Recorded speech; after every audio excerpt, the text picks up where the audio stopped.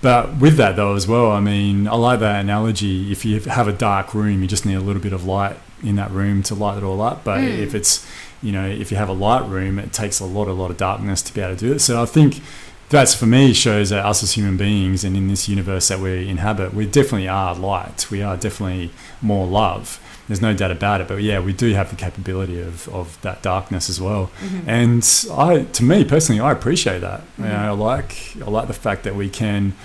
It's like I really feel it's like a training or something, a way to be able to.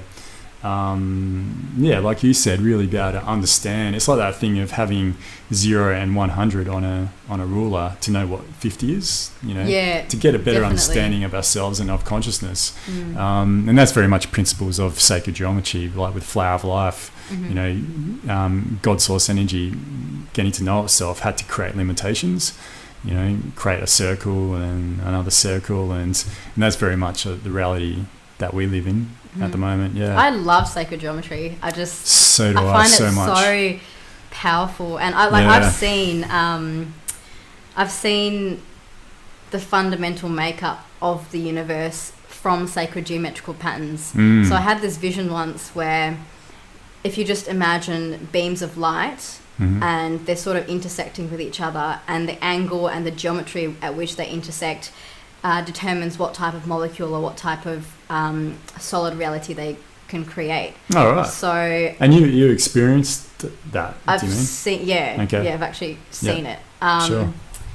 I've seen it as part of the creationary process of the universe. Yeah. Because if you go up to the highest level of, I wouldn't even say highest, I would say if you go to the lightest level of creation, everything is just pure energy. Everything is pure. Not even consciousness. This is like absolute point of creation before there was anything, before there was... It's everything though, but it's and everything nothing. and nothing, exactly. And it is like a void space. And then you imagine this tiny little spark of light that just comes out, and then you get another one that's floating off into the distance, and the two of them cross each other. And then in that interaction, something occurs, and that light information can choose to create something of itself. So it can either keep passing through, it can choose to stop and create something, for example, the first hydrogen molecule. It could interact with something else and create a different type of particle. And it's so fascinating how this one form of energy can become so many different things. And I think, see, science is only just starting to realize this now, but energy is very movable. And I mean, Einstein says, you know, you can never destroy energy, you can only ever change its form. And so if everything starts off as this very pure light energy, then in the interactions and the geometrical patterning of the way that it interacts, that is what governs what that molecule is going to be. That is what governs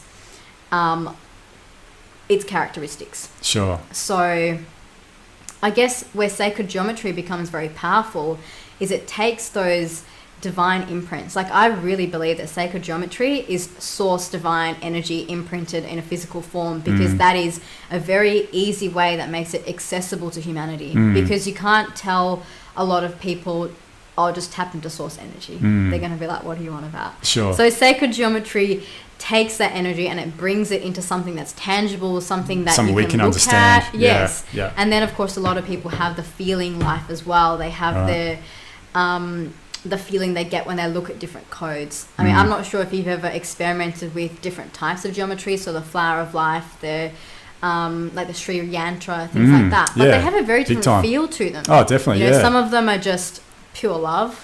Some of them seem to be a bit more purposeful, and that maybe they're clearing energies, or they're solidifying something, or they are maybe creating or manifesting something. So they all seem to have different purposes. Like, I know, for example, I channeled sacred geometry codes not too long ago, and the ones that I have, they're for DNA activation, because in the time of Lemuria, they had 12 strands and beyond of fully activated light code DNA, whereas in the fall of humanity, we got stripped down to just 2 telomeres were cut off, you know, things like that. So there are codes that are given to us from different star systems. Like, for example, the Actuarians often will send through their crop circle codes and things like that. And some of them are for things like the DNA and for increasing the general vibration of the planet. So these codes are very powerful because it is a way, it's a tool, something that holds the energy. Sure. It can hold the energy very in its purest form. Yeah, and do so in a mathematical way that we can understand and relate to as human beings, because we can't really understand it on a level anything above that. Exactly. I think anything beyond that is too abstract for the human mind. Sure. And without the correct reference points in your mind, it's very hard to grasp onto something. Yeah. See, the mind is designed, if you look at information processing theory, it will say that the mind can only capture if it can link it to something it already knows. Because otherwise you have experiences where, like, people interdimensional travel at night all the time in their sleep and have no recollection of it in the morning because there is no reference point for it. And what so the fuck is that? Reference point, you just can't have it. And so things like sacred geometry, they give you some of those reference points. Even conversations like this, somebody will listen to this and it will give them a reference point so that if they were then to astral travel or something else, they'll go, oh, that's what I did, and then they'll remember it. Sure. So I think it comes back to the education, the talking, some of that really helps because it lets you get the mind on board. If the mind is not on board, the chance of you retaining any of this stuff is zilch. No, it's just not how the mind, it's not the programming of the mind to do that. Yeah, for sure.